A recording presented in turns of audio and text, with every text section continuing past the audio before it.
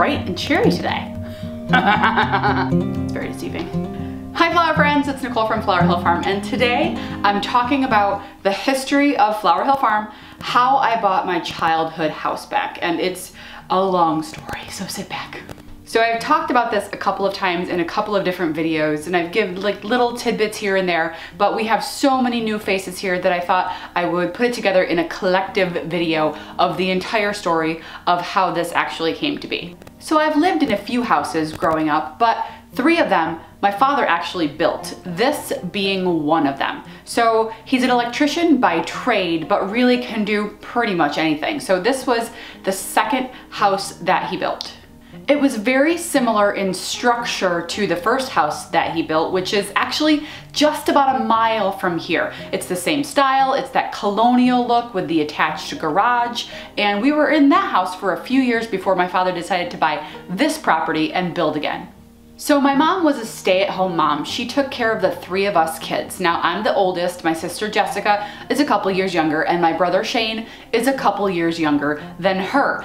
So she took care of us kids while my dad went to work every day, which was amazing. I never wondered if my mom was gonna be there, if she was gonna pack my lunch for school, if she was gonna pick me up, or if she was gonna be at an assembly in the middle of the day. There was never any wondering. My mom was just always there, and it was fantastic. So we really loved our first house. I don't remember being upset when we moved out of it. There were a couple things that I was upset about, but it was really close, and our friends and our neighbors were still only gonna be about a mile away. I remember the one thing we were really upset about was our climbing tree. We had this amazing climbing tree right off to the side of the driveway, and we would constantly be climbing up that tree with our neighbor friends. And then the only other thing that I remember being really upset about was our playhouse. My father had built a playhouse for us when we were little, and turns out we ended up bringing that here with us, so that wasn't a big deal. And you might recognize that as my current chicken coop today. So we really don't have a lot of pictures of my father building this house, and that's because my mom was the one who was taking the pictures when she could, and she was always home at our original house with the 3 of us kids. So once we actually got to live here, for me it was like a dream. Our old house was surrounded by woods, and all I ever wanted to do was run around like a crazy person, and this property allowed that. The rolling hills, I would run for days, and at that point there were 80 acres with the property, and if you travel back into the woods there is a waterfall. It's just so magical. I loved everything about this property. We played in the woods, we played hide and seek in the tall grass, we lived next to family. My aunt and uncle lived next door, and our really close friends were just another house over. Everything was great. We really never had to leave the house. I remember with my brother and sister and our friends would come over, we'd just spend so much time discovering little animals and insects and spiders and all those things, and I would sit for hours in the tree line that separates the 2 properties between this property and my uncle's property next door, and we would spend hours sitting in the tree line, sitting on the giant rocks that are in there, and that's where I fell in love with the Dame's rocket flower. I would sit there and watch the hummingbird moth, which I didn't know what it was at the time. I literally thought it was a fairy, but these hummingbird moths would come and they would hang out on these beautiful purple and white wildflowers, which I came to know as Dame's rocket. We had our first vegetable garden, we slept under the stars. Life was pretty good. I shared this on Instagram the other day, but you know those gorgeous maple trees that outline the front of our house here in a semicircle? We actually planted those. So my brother and my sister and I planted those, clearly with the help of my parents, but my dad actually dug those trees out of our woods here. So he went and found a maple about the right size for transplanting, and he just told me this the other day, which I thought was very smart on his part. He marked with a marker on the side of the tree which side was facing north. And when we transplanted them, we shifted them and made sure that that mark on the tree was still facing north. That way there was less stress, and that tree could be facing the same way that it was in nature. Here are a couple of pictures of my brother and my sister and I planting the trees. I'm the one holding the shovel, and I don't know how we ever trusted my brother with the hose. Clearly the trees liked what we did with them, because 30 years later and they're flourishing. I don't know what this property would look like if we hadn't planted those trees. Of course, as children, we're sometimes unaware of adult problems that are going on. And when I was in 6th grade, my parents started the process of going through a divorce, as many parents do. And by the time I was 15 years old, my mom, who was a stay-at-home mom, was suddenly finding herself in a big giant colonial house with 3 kids. And my father had built a new house and moved out. So she found herself with no job, 3 kids, and a mortgage and taxes. And so she couldn't really afford to stay here. So she started working, but still couldn't afford even the taxes on this property. So when I was 15 years old, we sold the house. So this house is situated on a main highway, and lo and behold, I had to drive by it all the time. And I couldn't drive by it without crying. I'd literally just break into tears for the first couple of years, and I needed to turn that frustration and sadness into something else. Which sounds silly for a 15-year-old to have such strong emotions over a property, but I just did. So I turned my grief into a goal. So now instead of driving by and crying every time I drove by the house, I drove by and I whispered to myself, and sometimes out loud, someday, someday. And that's what I did for the next 10 years. So about 10 years later, the house came up for sale again. Randomly saw it on a realtor website. Took my breath away when I saw it there. Also, the price tag took my breath away because it was like triple the price of what my mother sold it for. And I couldn't do it.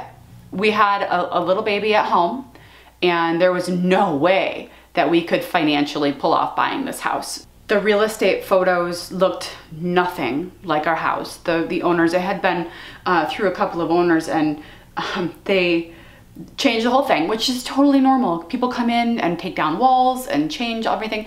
It was pretty much changed from the inside out. So after a few good cries about not being able to afford and buy back my childhood house, I had Brad get out a check, and we wrote a check to myself for what we thought the house was going to sell for the next time it came up for sale.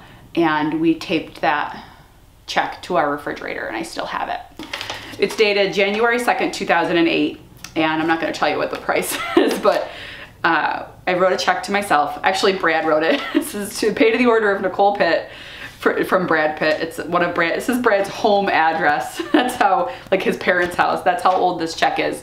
And that's how passionate I was about buying this house back. I taped this on the fridge, and I repeated to myself, someday. Oh, it's super emotional. November 2016, I get a phone call from my father. He says, hey, he always does.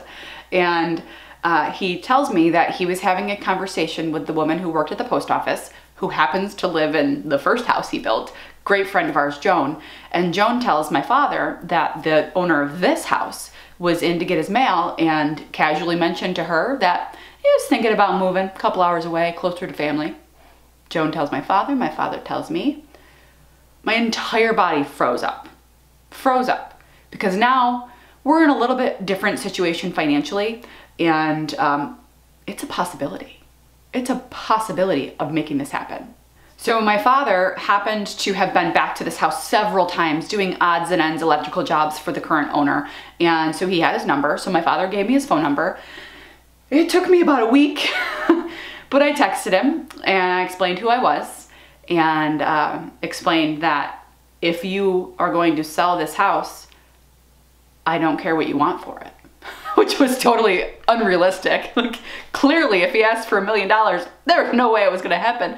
But I just was, you know, I wanted him to know that if you're going to sell this house, please let me know first. And so he did. He was extremely sensitive to my connection to the house, and in fact loved that there was a possibility that this house was going to come full circle. It was actually the beginning of a beautiful friendship that I have developed with the person who used to live in this house. And what he said to me was, which was not easy to hear, because, you know, when your dream's about to come true, you want it to happen, and you want it to happen now. But he said to me, yeah, we were thinking maybe a year or two we might put the house up for sale and move. And I'm going, I've never waited that long for anything in my life. So this led to about 6 months of conversations, just conversations. And, you know, he finally gave me a number, and it was a number that Brad and we crunched numbers. We said, what do we need to do to be able to make this happen, to get pre-approval from the bank loan, et cetera, et cetera. So we needed to sell our house that we were living in for a big profit. So I spent the next 18 months renovating the house that we lived in. I mean, I did all the work myself, almost. We did have a couple of contractors come in for like a new hardwood floor and stuff, but I tiled the kitchen floor, I tiled the kitchen backsplash, I demolitioned the bathroom, I painted everything. I took all the molding from this gold wood color to a sparkling white.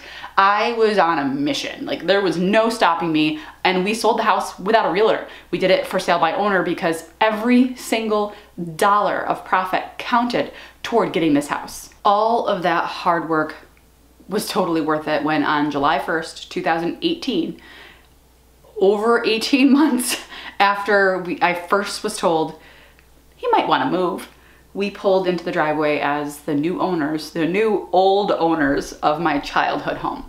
It was the most surreal thing that has ever happened to me. If, you know, after driving by and whispering someday, someday, someday, for more than 20 years.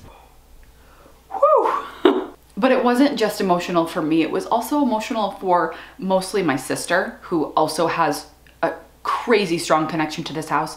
It was, her first visit here was hard, because I know she wanted it too. So anyway, it was really emotional for my mom and my sister, and I think my dad too. And I think the word to describe my dad when he first came here, because he built this house from the ground up. We sat on the porch and he's just looking around, and I could just tell that he was proud. I'm not crying, you're crying. Anyway, they're not sad tears. It's just, I do this all the time. I apologize. That's what I do. Thank you. Okay. So it was shortly after that I just started planting all of the things. And then I came up with this, the property is just so gorgeous and so beautiful. And I just felt like it needed more. I needed to give it more. I felt like it had a bigger purpose. And I can't believe how strongly I felt that way. And it was, not only did I feel like the property had a bigger purpose, but I felt like I had a bigger purpose, and I needed to use this property in order to achieve that.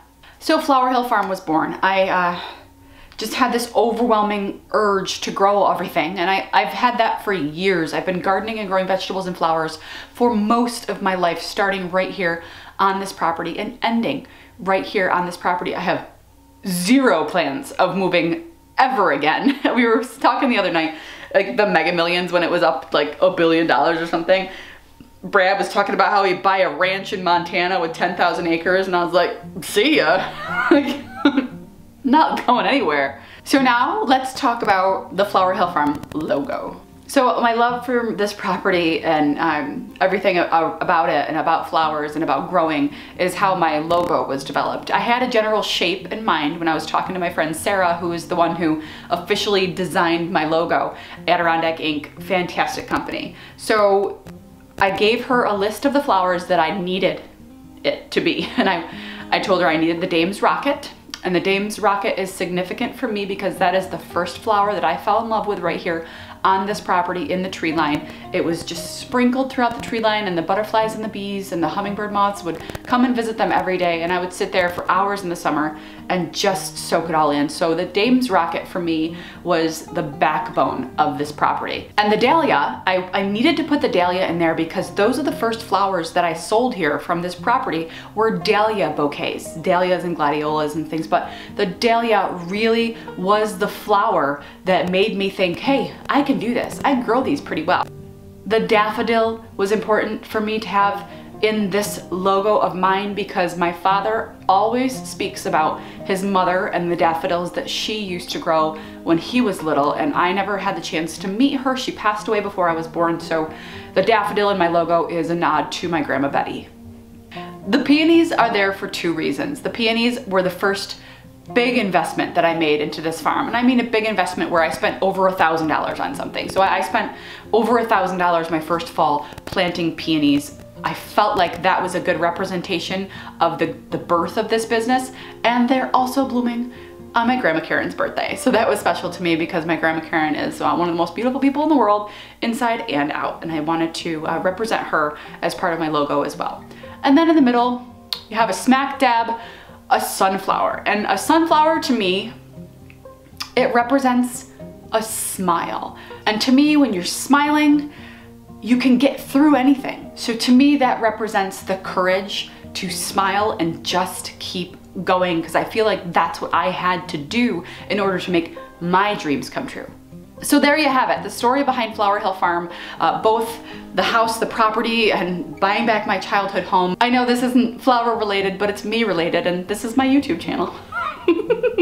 So thank you guys for asking the questions. What do you mean you bought back your childhood home? Because that encourages me to make content to answer those questions. I truly appreciate all of you guys. I read all of your comments, and if I don't reply to you on your DMs and stuff, I'm getting a little bit overwhelmed with the just sheer number of comments and messages. So if I don't reply to you, know that I am reading everything. Thank you so much for watching this video, and we'll see you in the next one. Oh, check it out. I got a new coat. I love it.